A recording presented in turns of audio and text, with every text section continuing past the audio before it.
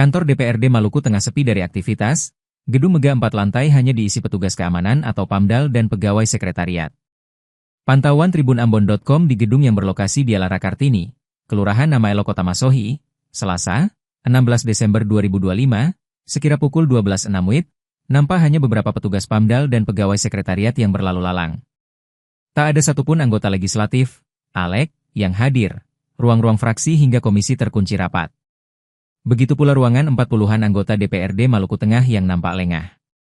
Gedung megah berlantai 4 itu jauh dari aktivitas wakil rakyat.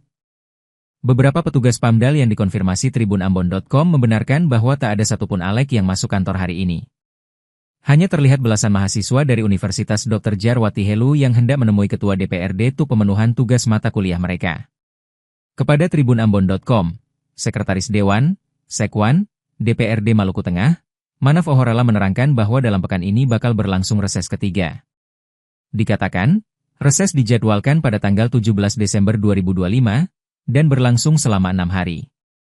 Untuk itu, disampaikan Sekwan, belum ada jadwal rapat-rapat di tingkat komisi. Walau begitu, Manaf mengaku, Senin 15 Desember kemarin, Komisi 1 DPRD Maluku Tengah sempat melakukan rapat dengan OPD Mitra.